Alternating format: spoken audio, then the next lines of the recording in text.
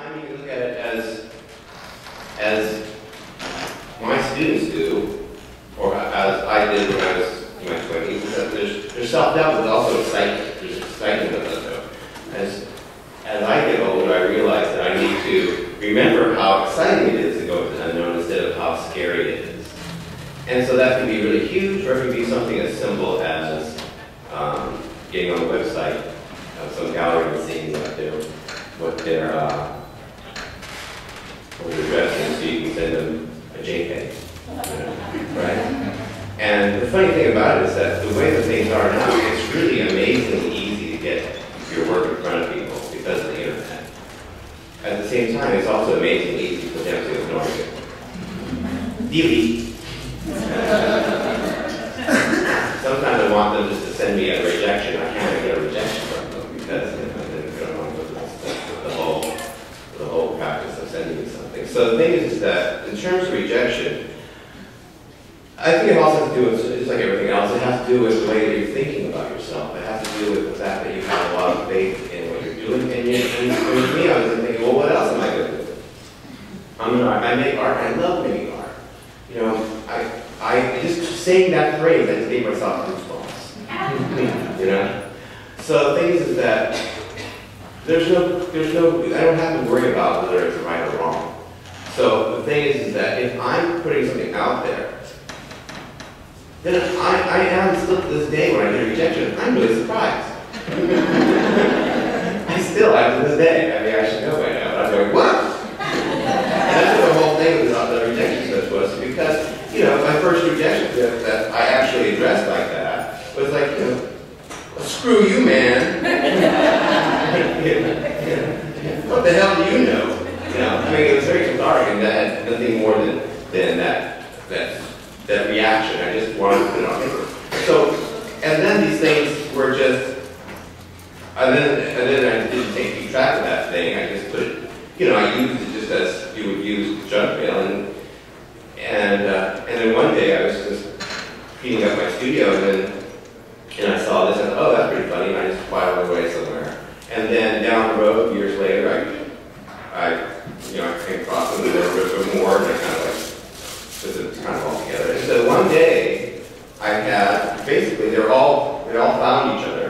And they were like in this all together. And there was like about 15 of them or so, like that. And I thought, you know, oh, this would be a fun show. And it was then, and also I thought, this is interesting to see this work over the course of time as well. So, in terms of this, that's how that started. And then it became, you know, then it became larger than what they were thinking after. But the one thing too, I think in terms of this, is that just as this, you could consider this an interesting idea, this is just another way of channeling creativity. You know, this is the same as making art. You know, this is an act of creativity, just as you're going to your studio and you're doing something you didn't do before. You know, going to your studio and doing something you've done before is an affirmation that you have certain kind of tools in your belt. It's not creativity, it's already been done. You just affirmed something. This is, in a sense, creativity, except that in the rewrites, it's just an affirmation. But the thing is that what we're doing, though, is trying to do something with the world that you're not really super happy with. The one thing is that when you're submitting something and you get back a no, the thing is also, you know, you have to quickly get over it. I think we have to develop a really thick skin because there's a larger priority, there's a larger agenda out there than caring about what some jerk that doesn't even know you decides to put a roadblock. So he puts a roadblock in your way. So you know what you do? You go around it. You know, that's a roadblock. Okay, thank you. Now I know that that's not a direction for me. There's many directions for you. There's work. You know, your aesthetic has to connect. The thing also about art is that you want your art to communicate. You want we're making work, and the first communication is with you and the thing in my head and what's in your head when you look at my thing there. And so all of that is kind of derailed in a sense when somebody gives you a no. But the one thing you do know is that that is not your audience. Maybe it's a hard crack on a hard thing to swallow in that you would like that person to like your work. You would go, you should like my work. You should love me. But the thing is that you have to realize, that going further in that vein is fruitless. And I'll just say it right there. That you are wasting energy there. You've already got. It's like trying to have a relationship with somebody and they already tell you to back no, and you go, this is an interesting thing. Well, sure, if you want to, if you want to give yourself a no-win situation and entertain that, what that feels like, then go for it, because that's there's nothing there. I mean, you're Kobayashi Maru. So the thing is that, and that there's a value there, but that's what you're doing. So it's like, okay, that's a dead end. I'm going to go over here now and pursue this. I got to read it. But then when you do that, one thing that's also hard is that you have to kind of like back up and say, well, what is it that they're actually seeing when they look at my work? What are they seeing? Not what do I want them to see, but what are they seeing? So that's the hardest thing. And one of the things I tell my students is that you have to look at your art as if you didn't make it. One of the hardest things to do as an artist is to look at your art as if you didn't make it. On that same vein, when you do that, then you're able to, it's easier to just say, thank you. You can go ahead and do your goal, like scribbling on rejection letters. You are eventually angry, and then moving on. And so that perseverance, how do you persevere? You just do it, because what else you got to do? Are you just going to not do it? I mean, is that an option? Failure is always an option, right? Yeah. But you don't have to go that route. You can say failure is always out there waiting for me if I choose it. Why don't we talk a little bit about one of the big questions on the failure? I think the group situation is a great example for you. And one of the things you never know is where you were in that rejection, in the top 10, the top 20, you never know. So why don't you talk a little about that particular situation? The Group Foundation, I don't know if you're familiar with, actually you also apply for it, everybody's eligible for it who makes anything in the third dimension. It's a sculpture grant, it's international. And first prize, $35,000. Yeah. What is it called? If you're going to say what is the hassle of applying for things, sometimes you apply for things and you have to set a month out of your life to apply for something. This is like probably the easiest application I've ever known in terms of the foundation and applying to it. And of course, what happens is you apply for it, you'll get a yes or no. And I've gotten like 4 rejections with the Group Foundation before I got second place. And then I applied to it, and 3 years ago. The one thing that you told me was that, these people need to keep applying. They need to not give up. And the Group Foundation is actually a really good example of that, because the jury changes every year. That's one thing too. You apply for something. It's not the. You have this idea that this is one person is making all these decisions. Usually it's in a foundation or a grant, anything that's a money situation like that. There's a committee or a jury, and they change every year.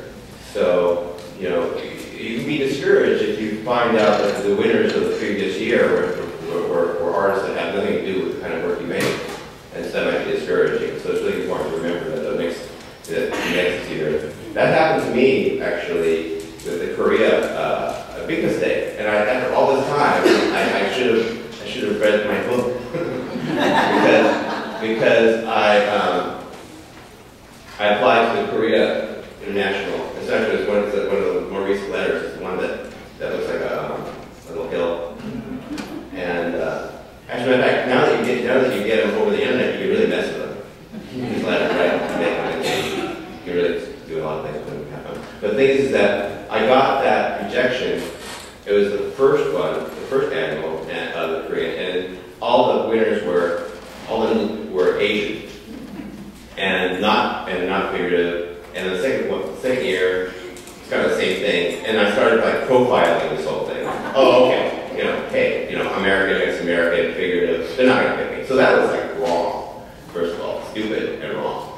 And at the same time, the reason why I went there is because that's one of those applications that are, you do have to take a month out of your life to do. They want a little picture of yourself, and you have to have a certain kind of, I don't know, 3/4 D, not 4/4 D. It's like amazing, crazy stuff. And they want you to put it in this little space. And it's like, man, this is like, so many hoops you jump for this thing. And then, so I just didn't apply for it. I had better things to do.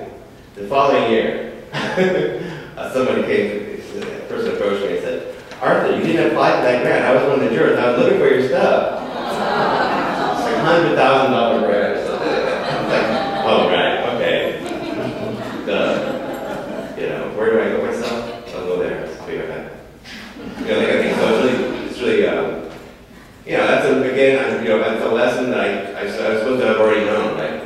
And it's just like, perseverance is, maybe the funny thing about it is perseverance as a word is a working type of word. Perseverance doesn't sound very much fun. You must persevere. One thing that was in this book that's actually a rendering, but didn't have that picture of it, is this door with all of these. There were all these letters of rejection on it. When I first really big experience with that was when I was coming out of graduate school, right here at TV9. Right towards the end of my 2 years of graduate school, when we were ready to have our exit show, I was applying to everything. It was a desperate act. When you're in graduate school, you don't want to have a regular job. You want to be making art. Your mind is full of making art. You don't want to just have, decapitate that energy kind of thing. So what happened is that, I'm applying to everything. I applied to Slide Librarian in Nebraska or something. So anything that may get, happen. And so my studio was becoming like this, I transformed the studio to a kind of a slide packing factory. I had like slides, and I had envelopes and a typewriter, like a Smith Corona thing happening, and I had like a backdrop there where I would shoot the work, and it was completely crazy. And I was getting rejections coming in and packs going out. It was amazing. And I think I applied to so many places. And I was, at the same time, I was getting these annoying questions by my friends that were saying, did you get anything? And if I got it, you would have known. But the thing is, I didn't want to be just like, no, yeah, it's like, oh, I'm sorry, yeah, I'm working so hard. I didn't want to avoid it. Just not going to go there, just, we'll do that later, please, I'm busy. So the thing is that, so what I decided to do, just actually an answer to that energy, was whenever I got a rejection, I just stapled gunned it to my door outside. And the thing is also, this is also an energy that's interesting because there is a little bit of anger, an inner anger that I always hold. And so it's like a lot of people who see me, they don't think of me as being somebody who has a lot of anger, but I do. It's right here. It's on this day right now, so it's okay. But the thing is that whenever I got the rejection, I would staple gun it to the door. And of course, eventually, the whole door was just filled with rejection slips. And so when the door, so if you notice TV9, when you open the door, the wind would wrapped in, and it would be actually kind of really nice looking kind of door. And I wish I took a picture of it, but it was just filled with rejection slips. And the ironic part about that is that the only yes that I got that whole time was from the University of Georgia in Athens. And that was the only yes I got. Of course, I was going to Georgia. Now, I'm California, born and raised, and I didn't know anything about Georgia. But actually, I always liked To Kill a Mockingbird. And I thought, South is just like this huge area that says the South. And more is like further away than Texas. Right? So I needed to find out where it was, but I'm going. Hey, what am I going to do? And so also the thing is that, unbeknownst to me, it was the best place I could have gone. If I had the knowledge of where all these places were going, I would have picked Georgia. It was the heart of the music scene, is where B-52s just came from there. REM, Michael Stipe was an art student. I got to be really super tight with them. And it was a great time. It was like such an important time. The one thing that connects to as well, that's not aligned with, rejection is just, it's funny because rejection is just such a small, almost, it's like having a book about there's an orange pile on there, let's talk about that. That just means walk around it, that's all. The rest is, that's like 0.5% of it, the whole deal. But what happens is that one thing I realized when I was here in Davis, and then later on in Athens, Georgia, where it was I found myself right in the music scene. Then afterwards, I decided to go to New York. I was right in the middle of the East Village art scene. I'm realizing this one thing, this very Hemingway kind of idea that there's a movable feast. And that's really something that's really important. And it's something I really tell my students a lot about too, is that, well, should I go to New York? I said, well, first of all, you're an artist, you should go to the heart of wherever the art world is. If you were a cook, then you should go wherever that heart. Where's the center of the world where what you think, what your discipline is? Yes, of course, you should go see what that's like. But at the same time, there's this whole thing where I was like, well, New York isn't the way it used to be when I was there, definitely. And it's true, the 80s in New York, it's hard to top that. But the thing is also, there's the movable feast. Grunge, you go to Washington, right? That it was, there's difference. The movable feast is where Athens, Georgia. Athens, Georgia, an hour west of, hour east of Atlanta, a college town, is like it becomes a hotbed of music for a while. How did that happen? Well, you know how it happened? Students got bored, and they decided to do something more than eat pizza. They decided to think, okay, we're going to put a band together. You're the drummer because we need a drummer. Oh, okay, I'm the drummer. Got to buy some drums, dude. And that's how that whole thing happened. It's the movable feast. It's something coalesces, the energy, the coalescence of energy. That's important. And so in that mentality, one thing that kind of leads from this is the idea of what are you doing to find the coalescence. And you can do it with your own talent. Find somebody who's like-minded. The concept of being an artist, which is a larger problem, is the idea that you're in your studio and you're making work, and you're like all alone. And you're saying, why? And there might be a time where you're realizing, even if you're being really diligent and you're saying, I'm going to make time in my studio every day, but then you're having trouble showing the work, what do? You have to make all these things, etc., etc. It's important to find like-minded people that you share your energy with, and that's why when I have my students graduate, I say, you guys have to stay together. You're all graduating, you go find a studio and you stay together. And so in the East Bay, there's like 4 major pockets of galleries / studios that are California College of Art students, all the way from this first one, it's called Cricket Engine, which has been in existence for like almost 20 years now, and it's all CCA students, and it has a history of that. It's almost like they're competing against each other now, like generations of these students, and it's really great, and they stay together because they have a collective energy. They're micro brewery of collective energies. So that's one thing too. That also makes you want to pursue it. This whole convention, this whole thing is a collective energy. We're here to coalesce and to figure it out, and then go back and bring the information back in. But yeah, it's that whole thing. First of all, it makes life more interesting. To stop doing things because you're beaten down and allow rejection. It's a sad scenario. It's like, why let those things stop what it should be larger than a yes or a no from someone else? Yeah, one of the things Arthur and I were talking about is this American Idol concept. This is a lot of hard work, and we can't give up. And there's a lot of young people, I see some. Younger Kids, that are going on American Idol and becoming famous overnight. Well, it doesn't happen that way. There's a lot of them. We also talked about, the flame and burning out. So we're going to we're going to answer, Arthur's going to answer a few questions, and then we're going to give you insider information on one of the letters that's personal to both of us. So Arthur wants to take a couple of phone calls right now.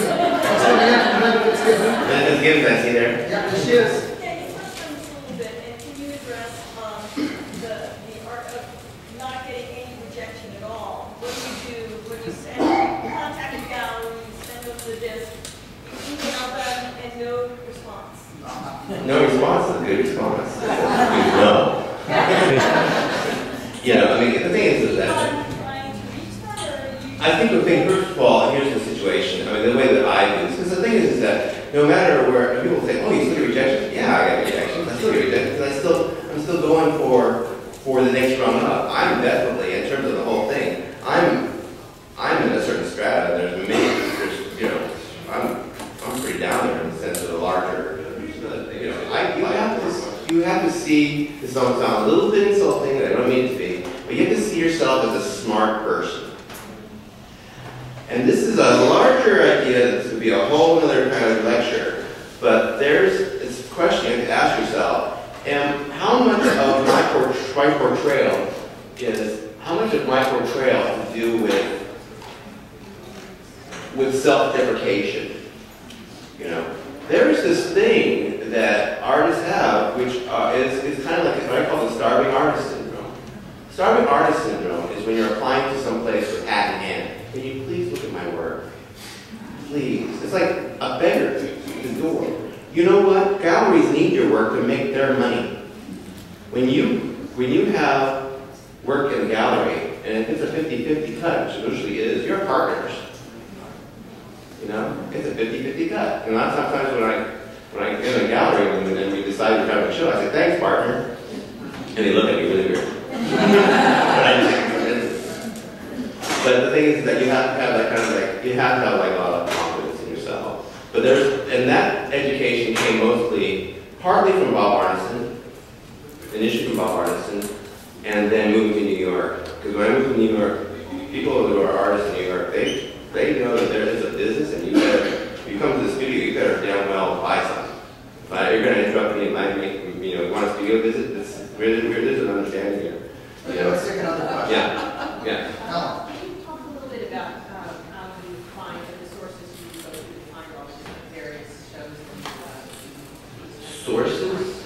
Is that your sources? That's a 2 o'clock question. Sorry, we're going to have this understanding of what the designation I did. So I give like that, we go and have that. Philosophy and function. Yeah. Software, hardware. Next question. Yeah.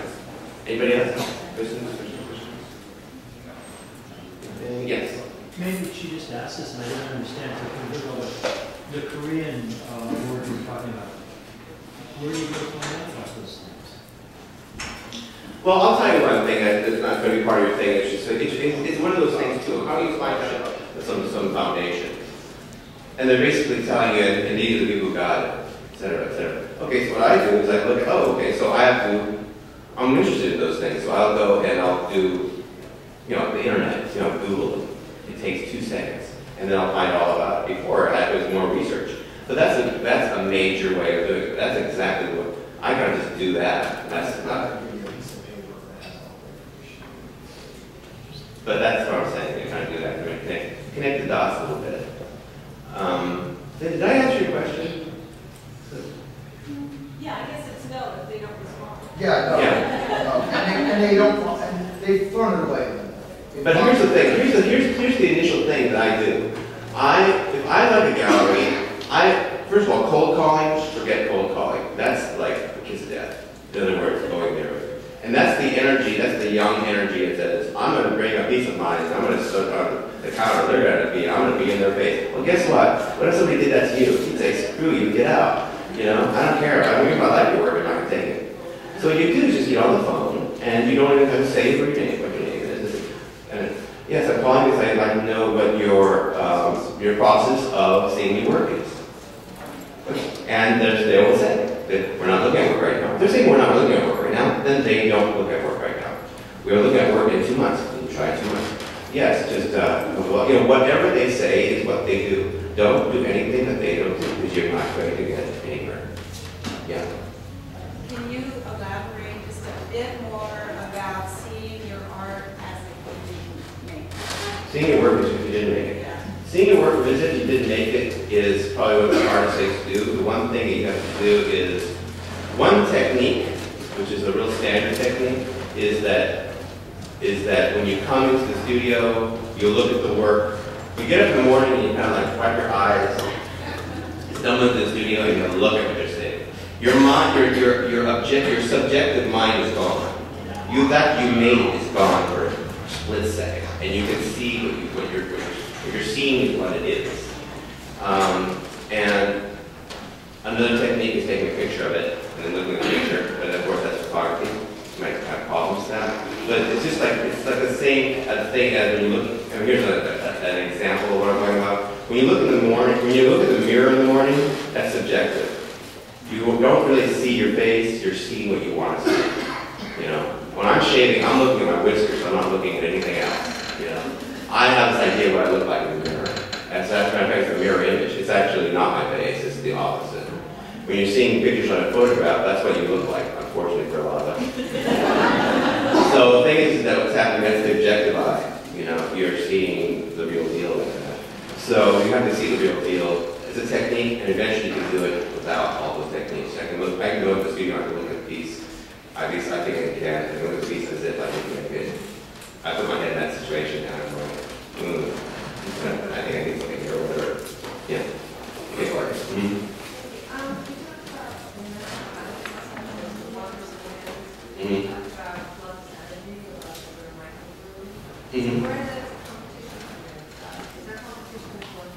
Well, the point of the American Idol concept is Arthur's success didn't happen overnight.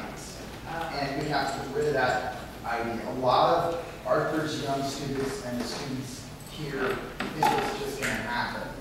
And what we're saying is you just have to keep going and going and going, and that's not going to happen.